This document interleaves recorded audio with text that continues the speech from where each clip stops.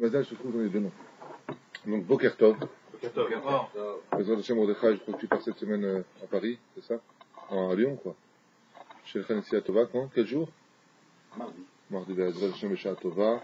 On est dimanche, Shavua Tov Lekulchem, dimanche 8 décembre, c'est l'anniversaire de mon frère Moshe, 49 ans.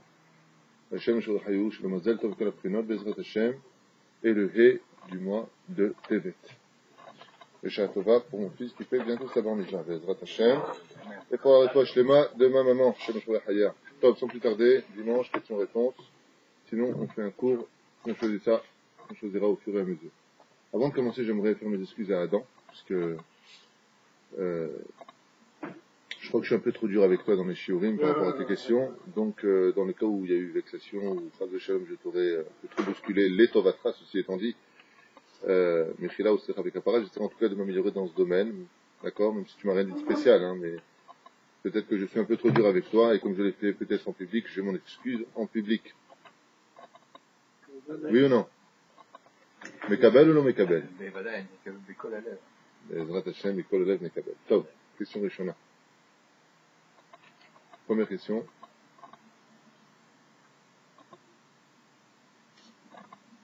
Le fait de se parfumer, c'est un minhag yehudi ou pas? Pour les hommes. Ah. Le fait de se parfumer. Ah, des Baria. Des Ksad Baria. Je voulais terminer. Non, monsieur. C'est ça, hein? Ah, c'est le Khalek Bet. Il a fait mieux. Ok. Alors, le fait de se parfumer, Bisiata Lishmaya, c'est un minhag de femme et non pas d'homme. La reine de Meod Bayati. Les femmes se parfument, mais même si les femmes se parfument, elles se doivent de ne pas embaumer les couloirs par lesquels elles passent. C'est-à-dire que si une femme passe et que son parfum est trop fort, on en viendrait à enfreindre un issur de l'Otahmod. On viendrait sentir son parfum, on la désire. Parce que le parfum, c'est un peu le langage de l'âme. Donc même quand une femme met du parfum, c'est quelque chose de très intime, de très personnalisé, de très à elle, et pas que tu as besoin de la sentir à des kilomètres. Zelotov, les femmes qui se parfument trop, font des choses qui sont négatives. Pourquoi elles ne pensent pas aux autres? Alors, ça c'est pour les femmes. Pour les hommes en général ne mettent pas de parfum. Et s'ils en mettent, parce qu'ils veulent en mettre, eh bien, s'ils en mettent, ils en mettront Bezrat Hashem de façon assez adine. Pas tu rentres et tu sors le mec à des kilomètres. C'est assourd. D'accord? Aval Bezrat Hashem, Prenat Adin, Aïm Moutar ou Assour, il y en a qui disent que c'est Kli Isha, c'est-à-dire que c'est un élément qui appartient au monde de la femme, comme une robe, comme des collants, donc le parfum c'est particulièrement relié à la femme, mais aujourd'hui, étant donné que Nagou, c'est-à-dire que tout le monde met du parfum aujourd'hui, la reine, Gam Efshar Lassim, Aval, Betsura, Adina, qui mettent de façon assez fine, pas qui sont trop forts pour se montrer. Okay. Dans ce monde, moins on te voit, moins on te sent, mieux tu te portes. Bien, pour les questions aujourd'hui, une seule question. Deuxième question, Adam. Concernant toujours le chapitre des odeurs qui sont très importantes, on va parler des odeurs aujourd'hui. Les kétorets dans le Beth Amikdash. Oui. Est-ce qu'on a tous des odeurs différentes? Est-ce qu'il y a un chorège de cette odeur par rapport à notre neshama, par rapport à notre... Est-ce qu'il y a des choses qui sont écrites par rapport à l'odeur du corps qui est différente pour chacun? Quel rapport avec les kétorets et le fait qu'on ait peut-être une odeur? Parce que on voit que l'odeur a une place particulière dans la... Dans le Zohar, on nous apprend qu'un rachat sent très mauvais, son âme sent très mauvaise. On nous apprend que celui qui est chacham, qui est celui qui grandit dans le monde de la Torah, quand il ira aux toilettes, ses odeurs seront de plus en plus difficiles à supporter. Plus un homme, on a fait même des blagues ici, parce qu'on a fait un cours sur ça il y a 1 an et demi, quand tu rentres avec quelqu'un aux toilettes et que c'est insupportable, on lui dit, tu deviens intelligent. Quoi. Parce que dans la Kabbale, effectivement, étant donné que cette personne devient de plus en plus kadosh, de plus en plus dans la Torah, il défecte les clipotes qui sont en lui. Et les clipotes sont très mauvaises. Ce qui fait que tout ce qui touche aux forces du mal, aime le pipi, aime le caca, aime ce qui sent mauvais, aime ce qui est sale, et tout ce qui touche aux forces du bien, aime automatiquement ce qui sent bon, ce qui est propre, ce qui est pur. Voilà. Donc, c'est vrai que c'est comme curieux, parce que on pourra apprendre d'une personne à propos des odeurs que d'un côté, quand il va déféquer et qu'il dégage de très fortes odeurs, eh bien c'est une bonne nouvelle, ça lui annonce d'une certaine façon que Bémet, il est en train de s'investir d'intelligence, sauf si bien entendu ils mangent ce que mangent certaines personnes, que des fois tu te demandes ce qu'ils ont mangé, les pauvres. On parle pas de ça, tu parles de nourriture conventionnelle, normale, mais qui mange que du chou, c'est évident que ça finira par... vous avez compris le mot. Donc voilà, ça c'est vis-à-vis des odeurs. Maintenant, vis-à-vis de la personne, j'ai posé la question à Rabbi Moshe Deri, je lui ai dit pourquoi est-ce que quand on flatule, ça sent? Pourquoi Dieu a fait en sorte qu'on soit dans cette situation au point que ça puisse arrêter l'étude de la Torah? Ouais. Qu'on ait de l'air, vous savez qu'il n'y a aucune différence entre rôter et flatuler, seulement la différence c'est que c'est pas le même trou, c'est pas le même orifice, quoi. Alors, pourquoi? De façon naturelle, tu avales de l'air, donc ça se bloque entre deux wagons, on va dire, dans les intestins. Et pourquoi ça dégage une odeur vis-à-vis d'Hachem? Sur le domaine rationnel, on comprend pourquoi ça dégage une odeur fétide. Et Rabbi Moshe m'a répondu, pour enseigner à l'homme combien il a intérêt à se taire dans ce monde et d'arrêter de dire et moi, et moi, et moi, et je suis, et comme on l'a vu Pharaon. Pharaon qui disait qu'il était Dieu et quand il devait aller faire ses besoins, eh bien il allait se cacher. Alors quelqu'un qui vient et qui dit oui mais moi vous comprenez, et puis qui lâche quelque chose qui sent très mauvais dans les pièces, se lui montre qu'est-ce que tu parles alors que tu sens mauvais dans l'intérieur, tu es rempli de tsoa, tu es rempli d'excréments à l'intérieur. C'est pour rappeler à l'homme, dans l'atmosphère de ce monde, que calme-toi, qui que tu sois, tu sens déjà mauvais alors que toi. C'est une forme d'humilité. Donc effectivement, les odeurs ont un rôle très important à jouer. Ils sont le langage, comme on l'a dit tout à l'heure un petit peu. Ils sont pas le langage, ils sont exactement le langage de l'âme, c'est la musique, et la nourriture de l'âme, c'est le parfum. Reach nichwach ishel Hashem. On voit que les odeurs ont quelque chose de très important dans le judaïsme. On n'a pas le droit de sentir mauvais al pi halacha. C'est strictement interdit pour quelqu'un de sentir mauvais. C'est un chilul Hashem. Et de qui plus est, il faut savoir que la sueur que nous transmettons est un poison, non simplement pour notre âme, mais aussi pour notre corps. C'est que Bezrat Hashem, il est bon de se laver tous les jours, de se brosser les dents tous les jours. Quand il y a un rave, un grand Talmid Chacham qui s'est vanté de ne jamais s'être brossé les dents. Avec tout le respect que je lui dois, hein, s'il s'en vante personnellement pour lui-même face à son miroir, c'est son problème. Et de dire ça à une classe d'élèves, je trouve ça inadmissible. Parce que dans la Torah, on te demande de l'ishmor à la shinaim shelcha. Comme j'avais expliqué une fois, à quelqu'un qui s'était emprunté de l'argent chez autrui, il était revenu en lui demander de l'argent. Alors il lui a donné des noix à manger, il lui a pas donné de casse-noix. Alors il a pris la noix dans sa dent, il a croqué dessus, et il a commencé à manger la noix avec la bracha de Boré Pereaïtz. Le Rav, il lui a dit, si tu fais pas attention à tes dents, comment tu vas faire attention à mon argent? Je te ferai plus d'argent. C'est une histoire de Rabbi Moshe Deri. Pour te dire que si tu fais pas attention à ta propreté, à ne pas sentir mauvais, même c'est désagréable, quelqu'un qui sent mauvais, vous savez que les mauvaises odeurs amènent l'homme à la folie. Comme je vous l'ai dit tout à l'heure, tout ce qui est mauvais au niveau des odeurs est synonyme de force du mal. Vous ne verrez jamais quelque chose de positif s'installer dans de bonnes odeurs. Jamais. La folie, quand elle s'installe chez quelqu'un, un shindalet, un démon, quand il rentre chez quelqu'un, la première chose qu'il va vouloir faire, c'est lui faire grandir les ongles, pas aller chez le coiffeur, être sale, verrouler. Pourquoi? Pardon? J'ai vu plusieurs personnes comme ça au Kéver de Rabbi Shimon. À plusieurs reprises, toujours les mêmes personnes. Cela ne veut pas, les cheveux longs, des vêtements sales, etc. Le Satan s'habille aussi en Haredi, ce sont des Chilul Hashem ambulants. Ce n'est pas de moi, c'est du Rav Ovadia Yosef. C'est un de ses derniers cours où il criait à Motzei Shabbat. Quel grand Chilul Hashem quand on représente la Torah de sentir mauvais. Chaz v'shalom. De qui plus est, quand des fois tu vois des gens dans le bus qui ont des péotes et qui font avec leur salive comme ça leur péote pour faire leur truc. Ce sont des gens qui n'ont malheureusement pas eu d'éducation. On leur a appris la Torah comme des ordinateurs, alors ils vont peut-être très forts dans une daf de Gemara, si vous voulez, mais le derech, ils l'ont un peu perdu sur la route, et c'est dommage. Ezrat Hashem. Et pour finir avec ta question sur le réach, sur les odeurs, eh bien, il faut savoir que le Mashiach, Ezrat Hashem, nous jugera sur nos odeurs. Comme je l'ai dit, il ne viendra pas te regarder avec ses yeux. Il sentira qui tu es au niveau de l'âme, car l'âme a des odeurs, c'est pour cela qu'à l'Avdallah, on sent les samim, pour justement que notre âme ne s'évanouisse pas, car le nefesh etc., l'âme supplémentaire du Shabbat, s'en va. Donc quand on vient et qu'on sent les samim, c'est pour retenir Bezrat Hashem, notre âme, dans un stage de nous quitter sans nous effondrer pour autant.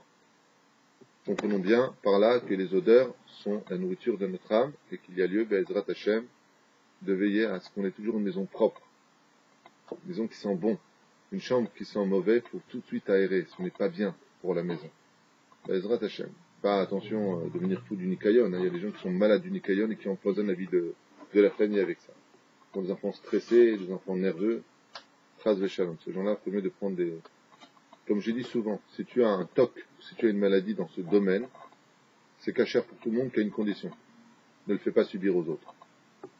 Je ferme cette parenthèse. Concernant le kibbout AVM, Concernant le respect des parents. l'enfant n'a pas le droit, surtout pas le droit d'appeler son papa par son nom, par son prénom. En sachant qu'en France, on a malheureusement pas grandi avec un prénom goy et un prénom juif. On a le prénom usuel de la personne, son prénom goy que tout le monde appelle Pierre, Paul ou Jacques. Et il y a après le prénom hébraïque où on l'entend pour la créature Torah. On appelle la personne avec le prénom hébraïque. La question est, lors de réunions familiales, il peut y avoir aussi des petits-enfants qui ont le prénom du papa en l'occurrence. Est-ce qu'on a le droit de les appeler avec ce prénom-là qui est un prénom hébraïque, en sachant que le papa lui-même, à la base, on entend ce prénom hébraïque uniquement quand il est appelé à la carte. C'est justement, alors la question c'est, est-ce qu'on a le droit d'appeler nos enfants qui portent le nom de nos parents par le nom des parents, alors qu'on sait que dans la on ne peut pas appeler son père par son nom, c'est bien ce que tu dis. Enfin, on a pensé que le nom du papa, c'est un prénom qui est pas à consonance hébraïque. Quand on appelle Pierre, Paul ou Jacques, c'est... Donc on remarque que le père s'appelle Didier, qu'on appelle son fils Didier, est-ce qu'on peut appeler son fils Didier? Le mâle s'appelle Didier, comme vous le dites, et qui s'appelle, quand il monte à la Torah, Moshe. Et que le petit-fils s'appelle Moshe. Est-ce qu'au nom de la Torah, dans le monde familial, on peut appeler son neveu Moshe, en sachant que son père est à côté, mais que son père, c'est un nom qu'on utilise uniquement pour la création. Malpé Alacha, si on a un fils qui porte le nom de son père et que le père est présent, on évitera de l'appeler par son nom. Donc dans le respect des parents, on l'appelle mon fils. On l'appelle pas par le nom du père, Mishum Kavod. On l'appelle pas un père par son nom. Nekuda. Maintenant, si c'est les Tzorer HaMitzvah, le père est dans la synagogue, et il voit son petit-fils. Et on dit, alors quoi, comment on va l'appeler maintenant? Didier Moshe, c'est son nom. Didier Moshe. D'accord? C'est son bon nom. Alors quoi, on va pas l'appeler Moshe? Et au contraire, le père, là, il est content d'entendre que son petit-fils porte le nom que lui-même a. Et dès qu'il faisait celui qui bénit, c'est le cantor ou le rave. Donc c'est plus le fils, la reine de Mouta. Anin. Donc, plus de questions pour aujourd'hui. J'ai une question. On dit souvent, on parle de rachat, Est-ce qu'un juif est vraiment rachat? Est-ce qu'un juif est vraiment rachat? Absolument. Ouais. Absolument. Je ne vois pas pourquoi je dirais non, alors que dans le Zohar, dans le Gemara, c'est marqué, comme celui qui ne met pas les filines, c'est marqué Elohim Pocha Israël. Il faut avoir la volonté d'être rachat. Pardon? Il faut avoir la volonté d'être rachat. Non, tu peux être rachat très rapidement. Quelqu'un qui fait Zera le Vatala, c'est un grand rachat. Ça veut pas dire qu'il n'a pas de srout à côté, et ça veut pas dire qu'il n'est pas récupérable. Il est récupérable. Mais sache que, dans les on l'appelle rachat. Celui qui manque de respect à ses parents, c'est un rachat. Celui qui vole, c'est un rachat. Nous, ma chéla. Celui qui parle vulgairement, c'est un rachat.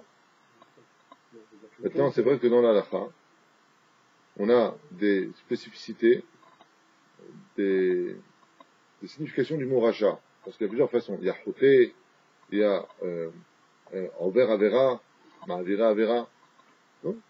Celui qui se rase avec une lame, c'est un rachat. Celui qui frappe son prochain, c'est un rachat. Même s'il n'a pas frappé. Shneema, rachat la matake trecha. Pourquoi est-ce que tu lèves la main sur ton prochain? C'est un rachat. Tu vois bien que la Torah le dit. Est-ce qu'il n'y a pas des juifs qui se disputent au point de dire à toi, je vais te m'en mettre une comme ça? Oui, c'est un rachat. Dans la Torah, ça s'appelait rachat. La seule différence qu'il y a, c'est qu'un rachat est rachat gamour. Un rachat gamour, c'est celui qui est rachat, mais qui n'a pas de srout. Mais la majeure partie des gens, nous sommes tous des rechaim tzadikim. C'est-à-dire que, d'un côté, nous allons faire des mitzvot, et de l'autre côté, nous allons continuer les averot. Quand les averot sont mis en application, dans les sions, on le voit comme un rachat. Et quand on fait des mitzvot, alors, on le voit comme un tzadik. C'est pour cela qu'à Rosh Hashanah, les deux montent sur la balance, et le plus fort l'emporte. Et on sera jugé selon cette notion-là. Alors, des cavaleaux de la personne, je veux dire avec intention vraiment que c'est... Il y a rachat beshogeg et rachat bemezid. Il y a plusieurs niveaux de rachat. Qu'est-ce que veut dire le mot rachat en hébreu? Mécréant, méchant.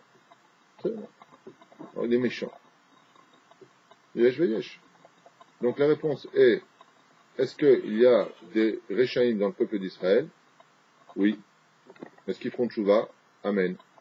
Est-ce qu'il y a des tzadikim? Oui. Là où il y a le bien et le mal. C'est-à-dire? Le Rav, il peut faire tchouva. Absolument. Non, le Rav peut faire teshuva. Un Rav peut faire teshuva. Ça va être plus dur pour lui parce qu'il a vraiment en lui le mal et le bien, donc il va falloir qu'il dénoue complètement ces nœuds qui sont très pressés. Mais il n'y a pas une plus belle teshuva que contre les forces du mal font teshuva. Ceux qui nous ont jugés après l'histoire de Haman sont les descendants d'Haman. Ceux qui étaient capables de s'asseoir de Shkatagazit, qui étaient capables de s'asseoir au Sanhedrin, c'est Dafka les descendants de Haman. Quand le mal fait teshuva, il dépasse de très loin le bien qui a fait teshuva. Comme Resh Lakish et Rabbi Yochanan. Resh Lakish avait dépassé le niveau de Rabbi Yochanan, au niveau des arguments et tout ce qui va avec. Donc quand le mal fait teshuva, étant donné que sa racine vient de beaucoup plus haut, il peut être certain que les résultats seront beaucoup plus flagrants. Pour cela que plus une personne est rachat, plus une personne a fait du mal dans sa vie, plus sa teshuva est attendue. Parce que si lui fait teshuva, l'expérience du mal qu'il aura acquis, qui permettra non seulement de s'améliorer dans ses expériences dans le monde du bien, mais va être une lumière absolue pour ceux qui le suivront dans les forces dans lesquelles eux-mêmes n'arrivent pas à s'en sortir, puisque lui, il en vient. D'où l'expression du Mashiach qui est passé par toutes ces tribulations, toutes ces stations de ce Gilgulim, par lesquelles il est passé par l'inceste, le viol, et ainsi de suite, pour arriver à juger un peuple et savoir comment sortir le peuple de cette situation. J'ai une autre question. Une autre question. Quand Yaakov apprend que Yosef est conduit, donc il vient de prendre l'Égypte. Pourquoi Yosef il quitte pas ses fonctions en Égypte et il repart dans le La question c'est pourquoi est-ce que Yosef ne quitte pas ses fonctions de vice-roi d'Égypte pour rejoindre sa famille en terre de Canaan. Pourquoi? Ah, donc là tu as changé la question d'un coup. Pour revenir donc en Canaan. C'est ça la question. Donc ils sont venus, ils l'ont vu.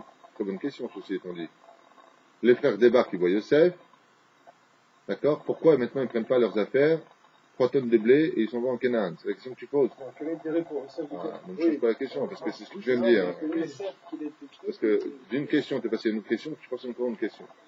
Alors, si c'est ça la question, je réponds tout de suite, et on passera à la deuxième question, apparemment, parce que tu en as plusieurs dans la bouche.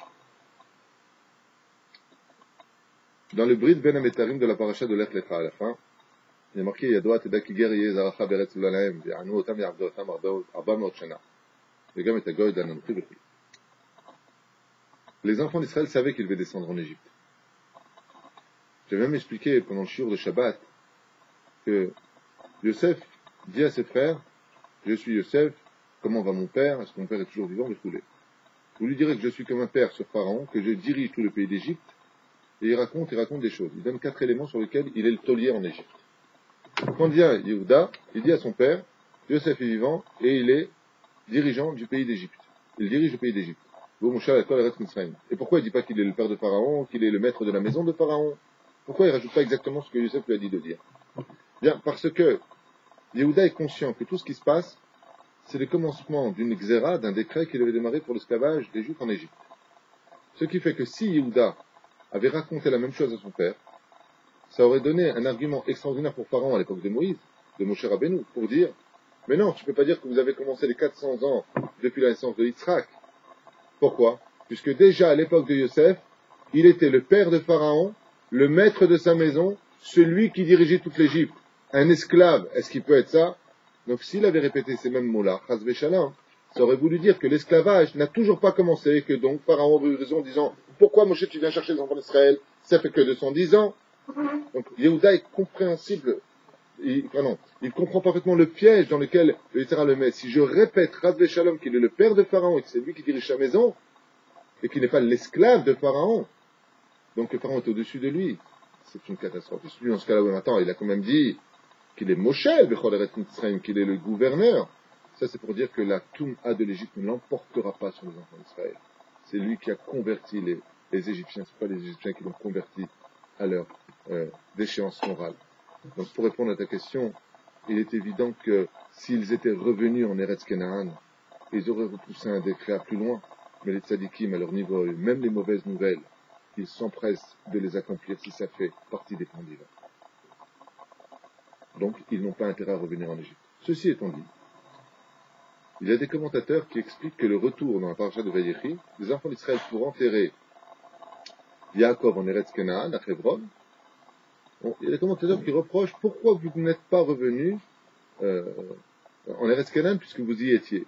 Ouais.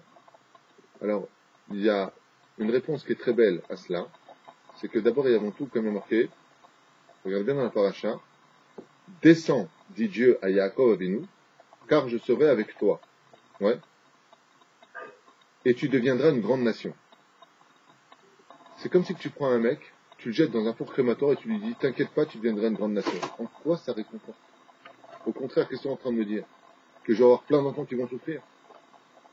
Va en esclavage, t'inquiète pas, tu deviendras une grande nation. Mais je sais ce qui m'attend en esclavage. Au contraire, si tu rentres dans un endroit où on va te frapper, tu préfères être plusieurs ou peu? Plusieurs. Ça veut dire que si je te prends Chaz Shalom maintenant que tu vas dans un endroit où on va te frapper, tu préfères toi rentrer avec ta femme, tes enfants ou toi seul?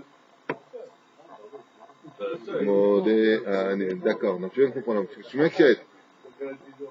Non, parce qu'il y a des gens qui disent après moi le déluge, quoi. Si je meurs, eh ben t'as qu'à mourir avec moi. Chaz Shalom. Donc c'est ce que pose le Ben Ishraï comme question. Il dit mais en quoi le fait que Dieu dise t'inquiète pas, vous serez une nation nombreuse? Eh bien, il était en train de lui annoncer qu'il n'y aura pas 400 ans d'esclavage, car les 400 ans d'esclavage correspondaient à un taux d'un peuple qui, dans le domaine rationnel, se serait multiplié. Mais Dieu lui dit, t'inquiète pas, je descends avec toi, et je vous multiplie à tel point qu'il y aura une double quantité d'un peuple normal, sur ce donc, plus 400 ans, mais 210 ans. C'est-à-dire, vous allez être tellement nombreux, que l'esclavage des coups de bâton que vous aurez dû recevoir selon le tikkun des plans divins, pour nettoyer les nitzotzot qui étaient en Égypte de la faute originelle, eh bien, sera tellement divisé par de nombreuses personnes que ça va raccourcir la douleur. Les mains d'avoir donné. Imaginons que cette table pèse 4 tonnes. Si on est 4 à la levée, on va la bouger 1 cm par jour. Et encore, si on y arrive. Mais si on est 40 à la levée, alors on va la déplacer très vite. C'est toute la différence. Si Bezrat Hashem, on arrive à bouger une table, 4 tonnes, une tonne, c'est une image. Hein. Il y a des gens qui sont en train de calculer, 40 personnes, 4 tonnes, relou. Alors, si on vient pour déplacer une chose, on sera moins nombreux, on souffre plus. On est plus nombreux, on souffre moins. C'est ce qu'il lui dit à Kadosh Baruch Hu. Vous souffrirez moins, et ça ira beaucoup plus vite, car je ferai de toi une grande nation. Donc en réalité, c'est une nechama, c'est une consolation. Donc, pourquoi ils ne reviennent pas en Eretz Kenan? Parce qu'ils savent qu'ils ont une dette, et mieux vaut la payer tout de suite. Surtout qu'ils ont commencé depuis Yitzhak, la naissance de Yitzhak. Donc s'ils avaient fait cette coupure de revenir en Eretz Kenan, ils auraient une fois de plus relancé 400 ans à faire ensuite. Et la preuve en est, étant donné que Pharaon a porté plainte en disant, si vous sortez du pays d'Égypte pour ne pas faire Torah ou mitzvot, vous devrez normalement revenir, puisque vous vous êtes comportés comme des Égyptiens. C'est pour ça que les Galouillotes continueront après. La Babylonie, les Perses, la Grèce et Édom. Si on n'avait pas fait la faute du veau d'or, on aurait eu directement la Géoula. C'est quoi la reine, on devait rester encore en Égypte pour payer un dû. Débarrasse-toi de ton devoir pour mieux vivre pour l'an demain.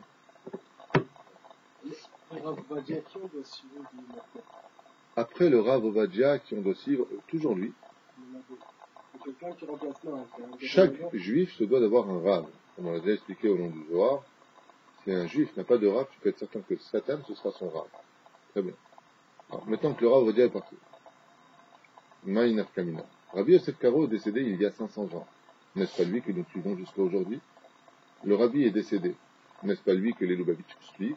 Rabbi Nachman, 270 ans. N'est-ce pas lui que eux suivent, les Breslov? C'est pour cela que les tzadikim sont appelés vivants de leur mort. Parce que continue leur enseignement et donc les élèves deviennent les pieds du tzadik qui a la tête en haut et les pieds bien posés sur le sol.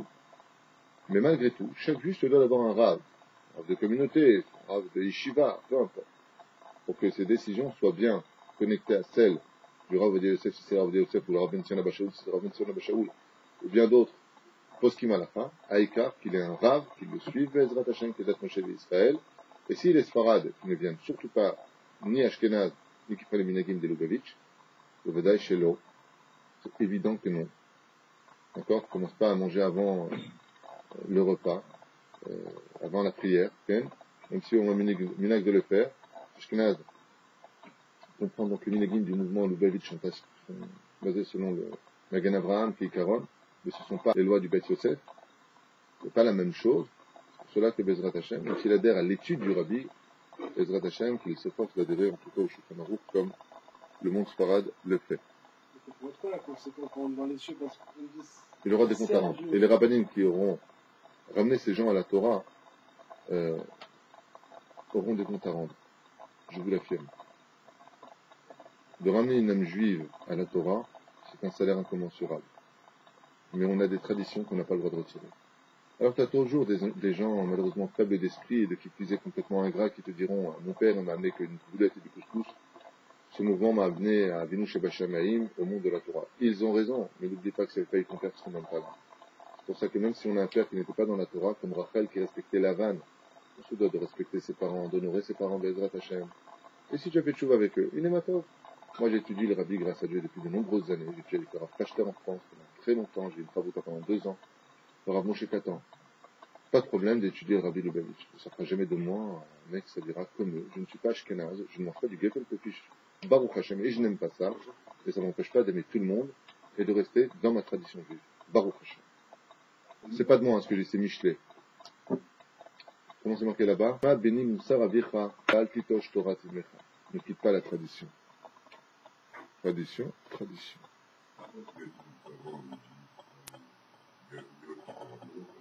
Je vais me faire disputer par rapport à ça. Je vais recevoir des SMS. Je vais recevoir des trucs. Pas du tout. Le rabbi n'a rien dit de ce que vous dites. Et très souvent, il y a beaucoup de gens qui parlent au nom du rabbi et j'aimerais bien avoir un peu plus de preuves de ce qu'ils disent. Moi, par contre, j'aime beaucoup d'amis Lubavitch aux États-Unis qui m'ont dit, qui ont connu le rabbi de très près, que quand il parlait de ramener les Sfaradim à la Torah, il n'aura jamais dit d'étudier, de prier sur le Teilat Hashem, de faire le Birkat Hamazon Ashkenaz. Jamais. Je parle de Lubavitch, qui ont fréquenté le rabbi, et non pas des gens qui sont partis le voir une fois tous les 10 ans. On dit jamais des Lubavitch américains. Et la preuve en est, quand tu vois leur travail que eux ils font, ils ne cherchent pas à les rendre Lubavitch. C'est particulièrement Lubavitch français, cette façon d'être. Ce qui est dommage, parce qu'ils font un travail phénoménal, qui mérite vraiment toutes nos félicitations.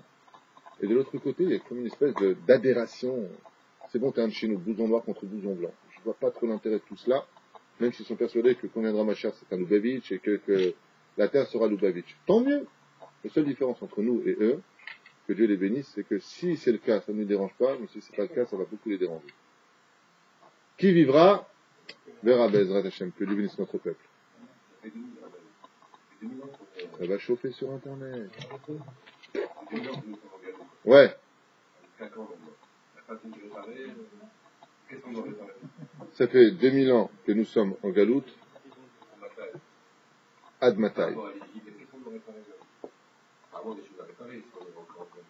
Alors, c'est marrant que tu dis ça parce que le Ben Ishraï, justement, sur la paracha de la semaine de cette semaine, le paracha d'Aïgash qu'on vient de lire, dit que Yaakov Avinu a été puni parce qu'il est resté en Galoute. Ouais, mais, excuse-moi, mais c'est ses parents qui lui ont d'aller en Galoute d'aller chercher une femme. Oui, mais on a vu que le lendemain du mariage de Léa, il était plus obligé de rester. Donc il aurait dû revenir. Le Ben Ishraï écrit noir sur blanc quelque chose d'incroyable à propos du religieux des religieux. Oui, mais il était bien en Galoute. On est bien aux États-Unis. Los Angeles, 30 degrés toute l'année pratiquement. Tu te promènes avec New York. Ta petite Gemara, tous les étages, t'as une synagogue, les donateurs, bon, il y a un peu moins. Mais on est bien en Galoute. Alzen Enash. Yaakov, il a oublié que la Galoute c'était une punition, et que tous ceux qui ont Galoute, qui l'ont fait d'Avodazara, Beno Elokam, etc., 111, à Moudalef. Alze Kotev, le Ben Ishraï, pas d'habitude du tout. Le Ben Ishraï écrit noir sur blanc, il kiffait la Galoute. Et la preuve en est, les seuls moments où Yaakov a kiffé la Galoute, c'était et chez Lavan, et en Égypte. Et en Israël, il a morflé. Donc, oui, pourquoi? Il était loin de Lavan, il était avec ses femmes. Et il commençait à voir le troupeau, le monde matériel. Très agréable. C'est les dires du Ben Ishraï, c'est pas les miens. Moi, jamais j'aurais osé dire une chose pareille. Mais le Ben Ishraï dit que Yaakov a été puni de ne pas avoir vu son fils pendant 22 ans. C'est ça la punition. 22 ans. Pourquoi 22 ans absent chez Lavan, face à 22 ans vis-à-vis de Yosef. Il dit, mais d'accord, mais Yosef, lui, il a fait dit bara pour ses frères, il a redit du Lachon Hara sur ses frères, ça faisait partie des plans. Et Yaakov, qu'est-ce qu'il a fait pour perdre Yosef? Eh bien, il aurait dû revenir en Eretz Israël, travailler chez son père et sa mère. Ça veut dire revenir en Eretz Israël pour honorer son père et sa mère. Mais il a ignoré cette mitzvah parce qu'il a préféré la Galoute. Comme ça écrit le Ben Ishraï. C'est Nora Vayom de dire une chose pareille. C'est choquant. Ouais. Eh bien, ça, c'est le problème que nous avons vis-à-vis des Juifs de Galout. Le tikkun de ramasser les nitzotzot que nous avons en Galout, c'est fini, Rabotai. Nous avons maintenant notre pays d'Eretz Israël, et si tu prétends que tu as encore des nitzotzot à sauver là-bas, en Galout, alors sache que tu as des soleils à sauver en Israël. Il serait temps de revenir. Dans Chesed Avraham, Rabbi Avraham Azoulay, écrit noir sur blanc dans son livre Chesed Avraham, à vous en déplaire, que les Juifs ne restent en Galout que pour une seule raison. L'argent. C'est tout. Le bien-être. On est bien en Galout. En Eretz Israël, c'est marqué, Israël s'acquiert par la souffrance. C'est un srout de vivre ici. Et le srout n'existe, le mérite n'existe, que quand tu peines pour l'avoir, sinon c'est plus du mérite. Comme Rabbi Moshe Deri qui allait à la Vache Shalom sur le tombeau des Tzadikim, il faisait arrêter la voiture 200 mètres avant la tombe. Pourquoi? Pour avoir le mérite de souffrir avec ses jambes, d'aller dans le soleil jusqu'à la tombe du Tzadik. C'est un srout chez l'âme. La reine pose la question à tous ces gens qui s'installent confortablement en Galout et qui auront des comptes à rendre sur cette situation. Alors bien entendu, le mouvement de Lubavitch va te dire, mais pas du tout, il faut sauver tous ces gens. Qu'est-ce que vous racontez? Il y a encore plein de juifs ici. Et quand tu vois ces juifs en disant, pourquoi tu ne veux pas t'aller en Israël? Mais il y a plein de rabbins ici. Si ils sont là, ils ont bien d'ouvrir encore un mikvé et une école. Eux aussi auront des comptes à rendre. Eux aussi auront des comptes à rendre. Parce que quand tu vas voir un juif, tu dis, mais attends, tu veux me voir moi? Regarde, lui, il est là. Alors quand tu vas le voir lui, tu lui dis, mais pourquoi t'es là? Parce qu'ils sont là. Et pourquoi t'es là? Parce qu'il est là. Donc c'est le chat qui court après ça que... Tout simplement. Sauf que la tête, normalement, n'est pas censée suivre la queue. C'est éphémère, j'achète. Adam dit, sauf que la tête n'est pas censée suivre la queue. D'accord. Le corps suit la queue aussi, les rabbinim, le Rousse, l'Aretz, monter en Eretz. Tous les juifs le suivraient. Tout à fait. Il est temps aujourd'hui, Bémet, en tout cas, moi, si je peux me permettre de donner un conseil, qui je suis pour donner un conseil. Mais bon, avec votre permission, si je pouvais donner un conseil aux rabbinim de France, et des États-Unis, et de partout, hein, c'est de dire aux Juifs, préparez-vous à partir. D'arrêter de leur dire, tout va bien, Hollande est là pour nous protéger, nous avons la police, ça va, faut pas tout dramatiser. Je le dis, je le répète avec amour et non pas avec haine, je suis pas là pour juger, moi personnellement je vis en Israël, donc comprenez bien que tout ce que je dis est sans intérêt, ni idéologique, ni sioniste, ni... Mais je le dis à voix haute malgré tout. Sachez que ces rabbinim qui confortent le public juif de vivre en Galout auront des comptes à rendre du jour de la mort et je ne veux pas être à leur place. Il y a un livre qui a été écrit sur cela. Ça s'appelle le Sefer Kuzari. Le Kuzari, un livre très ignoré du monde justement orthodoxe, et c'est bien dommage. Parce que le Kuzari, face à Rabbi Yehuda Halevi à la Vache Shalom, quand le roi des Khazars lui dit, mais alors dans ce cas-là, tu parles de ta Torah et de ton pays, mais qu'est-ce que tu fais là? Tu sais ce qu'il répond? Rabbi Yehuda Halevi, tu m'as fait honte. Alors c'est vrai qu'on est parti chercher des nitzotzot, ça va avec ça, on a entendu, on connaît par cœur, on nous a saoulés. Nitzotzot. Vous allez finir allumé avec ça. Ça suffit de chercher un prétexte. Les nitzotzot, on les a ramassés, re-ramassés, re-ramassés. Archav Gazman, Arzora Baïta, les attachés. Doucement, mais sûrement. Question à bas. J'aimerais bien que la prochaine fois, vous veniez avec des questions prêtes. Dimanche, c'est les questions-réponses. C'est ce que vous vouliez, pas moi. Moi, j'ai préparé dans le cas où il y avait un pencher, un cours sur la halachot. Mais j'aimerais bien que Bezrat Hashem, vous prépariez à cela. Question à bas. Plus de questions aujourd'hui? Bezrat Hashem, pencher. Alors, Bezrat Hashem, je voudrais dire quelques halachot sur un des sujets les plus importants dans la Torah. C'est sur le Chod Gilouach. On a parlé de ça ce matin et je voyais qu'il y avait beaucoup de questions. C'est dommage que vous n'ayez pas de questions sur ce domaine, puisqu'on a développé ce matin pendant la prière de Shahari, puisqu'il y a un lien de dire 2 halachot tous les jours. Bezrat Hashem, ne serait-ce que pour une assurance vie d'avoir un monde futur. Chez Neymar, tout celui qui dit 2 halachot, Bezrat Hashem, on nous promet le monde futur. En plus, comme c'est marqué dans Ktubot, toujours Kufut Aleph, Amoud Aleph, il est marqué là-bas que tout celui qui fait 4 pas en Israël, on lui promet le monde futur. Donc 2 halachot en Israël, it's gonna find. Baruch Hashem. Vous savez qu'il est strictement interdit, Chaz v'Shalom, de se raser la barbe avec une lame. De passer le rasoir sur la lame. Baba Saleh avait l'habitude de dire, il est préférable de mettre un fer à repasser brûlant sur sa joue que de passer une seule fois la lame sur ses joues. Car vous savez que cet interdit comprend 5 points défini par une grande mahloquette dans la Gemara, à savoir de quel endroit on parle. Ici, on a le droit de laisser grandir ses péotes selon le minag hasidim. Al-pi al-achaz el-ochova. Le droit des péotes, c'est pas une obligation. Il faut le savoir, comme tous les grands d'en haut, vous pouvez voir, le Rav Yosef lui-même n'avait pas de péotes. Là, avec Ashkenazi, ils ont plus l'habitude de faire que nous. Celui qui veut le faire, c'est la hasidut. Mais l'obligation des péotes n'est pas obligatoire. C'est bien. Rabbi Nachman de Breslev disait, celui qui laisse ses péotes, Bezrat Hashem, et qui vient sur ma tombe à Rosh Hashanah, même s'il est au fond du Gehinam, et que je peux le sortir de là-bas, je le relèverai par ses péotes. Donc on voit bien que les péotes sont importants. Dans le Shar à Gilgouli, oui, on nous dit que chaque personnage venait d'un des membres de Adam Arishon. Il y en a qui viennent des péotes d'Adam Arishon. Curieusement. Donc on aurait pu penser qu'Adam Arishon, lui aussi avait des péotes selon les plans divins. Alors, quoi qu'il advienne, que tu veuilles ou pas avoir des péotes, tu te dois de faire extrêmement attention, de ne jamais te raser ici. Comme malheureusement tu vas chez le coiffeur, il prend la lame et il te rase ici. Si tu fais une chose pareille, non seulement tu es appelé rachat, non seulement celui qui te fait, si c'est un juif, c'est un rachat. J'étais chez un coiffeur qui était en train de faire un juif. Bien entendu, en plus avec une kippa. C'est-à-dire que c'est un juif du supermarché. Ça je prends, ça je prends pas.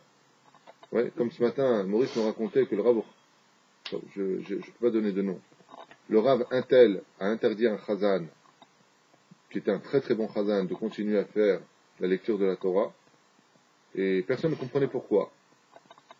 Et Midbarer, qu'après un certain temps, on a découvert que ce chazan, en réalité, c'est la rasé avec une lame. Le fi halakha, on n'a pas le droit normalement de faire monter une personne même à la Torah s'il se rase avec une lame. Mais comme dans cette génération, tout le monde vit dans l'orgueil et l'obscurité la plus totale du monde du judaïsme. Donc, il est bon, comme c'est marqué ici d'ailleurs, Shador Parut Yesh Larchosh Shema Yirahak Legamre Minadat. Les gens, ils sont dans la Torah, ils aiment la Torah, mais ils se rasent encore avec la lame. Si tu leur dis Racha, Asur Lecha, tu peux pas monter à la Torah, si tu leur fais des choses comme ça, tu vas les éloigner de la Torah. Oui. Alors, dans quel cas, Bémet, on doit être dur avec ces gens-là? C'est que s'ils se rasent avec une lame et qu'ils influencent sur l'entourage de le faire, dans ce cas-là, on a lieu de le réprimander fortement. Et s'il le fait que pour lui-même, alors effectivement on paiera tout pour lui, c'est parce que vous savez qu'on est tous responsables les uns des autres, mais il est très important, Bezrat Hashem, de le rapprocher de la Torah avec amour et non pas de l'éloigner comme vous le savez. On a parlé de ça aussi ce matin. Faites attention dans les machines, qu'on appelle ça, les rasoirs électriques. Ouais. Quand tu te rases, les nouveaux qui ont été créés récemment sont des rasoirs extrêmement puissants. C'est-à-dire qu'ils tirent le poil d'un mâche et ils coupent la racine. Il faut savoir que dans la barbe se cachent les 13 attributs de miséricorde. Quelqu'un qui a une barbe, Baruch Hashem, ou qui laisse sa barbe, attire sur lui comme un aimant le monde du chesed, du monde d'en haut. Celui qui, chas v'shalom, passe le fer, qui représente le din sur sa barbe, amène sur lui les dinim. Donc c'est une avéra, hormis le fait que ce soit extrêmement grave, car se raser avec une barbe, c'est 5 interdits. C'est 5 interdits. Et pour vous donner un exemple de la gravité de la chose, si je déposais une tranche de jambon, de porc, bien sûr, et un sakin, une lame pour se raser, vous avez bien compris que de se raser avec une lame, c'est beaucoup plus grave que de manger du porc. Car manger du porc, c'est 2 interdits, et se raser avec une lame, c'est 5 interdits. Donc, c'est beaucoup plus grave de se raser, et les deux sont de la Torah. Les deux sont de la Torah, c'est 2 Isurim d'Oraïta. Donc, le mieux, ne te rase pas et mange pas de porc. Jusqu'où on peut mettre se raser la barbe. On parle de une petite barbe fine, comme Adam ou Yaakov, ou même toi, par exemple, okay? Ou même d'autres. Peu importe, on ne va pas commencer à se regarder les uns les autres. Eh bien, il y en a qui disent que tant que tu peux attraper, mais on va commencer par le début. Est-ce que quand tu passes ta main, tu sens les poils? Je vais céder derrière moi. Il y en a qui disent que tu dois être capable de l'attraper avec les doigts. Tu peux l'attraper, je vais céder. Il y en a qui disent qu'il faut faire le tour avec son doigt, que ton poil il puisse aller d'un endroit à l'autre. Ouais, faire le tour avec son doigt, pas le tour entier, juste de là à là. Tu dois le dépasser. Donc on parle de ciseaux ici. Ouais. Et il y a ceux qui disent que Bezrat Hashem, comme j'avais expliqué sur le mouvement chassidique, le Lubavitch, Breslev ou autre, peu importe, le mérite extraordinaire d'avoir la barbe, de ne pas toucher à sa barbe, Zet avo ala veracha. car effectivement, comme on expliquait, la barbe représente l'humilité car elle descend vers le bas, les cheveux représentent l'orgueil car ils montent vers le haut. Donc dans le judaïsme, il faut avoir les cheveux haras et la barbe longue. C'est comme ça, Bezrat Hashem, que la bracha vient sur le juif. Alors bien sûr, s'il veut avoir des cheveux un peu longs, il est Matov Manaïm, s'il veut avoir un peu long, s'il le veut, alors il faut savoir qu'il attire sur lui les forces du mal. Alors, la barbe, Bezrat Hashem, attire les forces du bien. Il y a même des chassidim qui, s'ils font tomber un seul poil de leur barbe, ils le gardent, ils le mettent dans les livres. Ils le mettent dans les livres. Pour vous dire à quel point la valeur du chesed qui se trouve dans les barbes est grande. Et j'aimerais finir avec cette parenthèse avec une histoire que j'ai lue dans le livre de la biographie de Baba Saleh, d'un homme qui s'était mis à danser sur une table, au tapilalette, et le lustre avait commencé à tourner à droite. Il s'est arrêté de danser sur la droite, il a commencé à danser sur la gauche. Et le lustre a commencé à tourner sur la gauche. Alors ils ont posé la question à Baba Saleh, qui était bien jeune à l'époque, et ils ont dit, quel est le mérite de ce miracle? Il lui a dit, regardez sa barbe, il ne l'a jamais touchée. Après, Bezrat Hashem, ce matin, je vous ai dit quelque chose que j'ai lu dans un livre, où il y a à peu près 600 ans de cela, tout le monde avait la barbe. Il faut savoir que tous les hommes avaient la barbe. Donc vous voyez les biographies, l'histoire, les philosophes, tous avaient la barbe. Moi, si vous étiez un berbe, vous étiez un berbe. Ouais.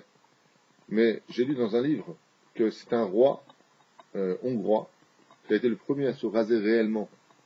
Et depuis, il a lancé ce minag. Le côté masculin, le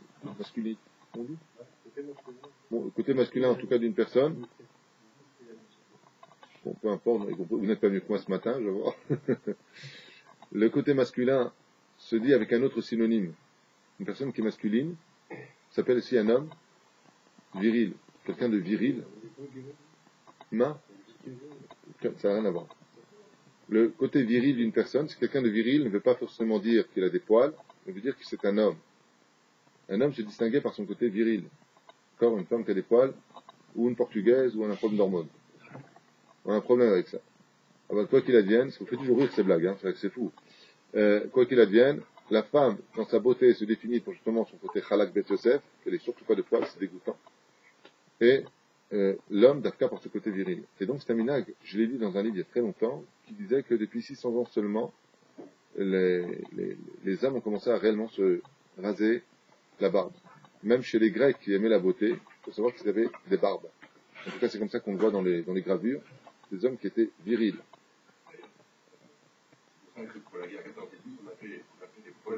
Les poilus, ouais. Ouais. Exactement, on appelait ça les poilus, pour dire que c'était vraiment des commandos, des hommes, et pas le contraire. C'est pour ça que Bezrat Hashem, quand on est un homme, on doit se comporter comme un homme dans tout.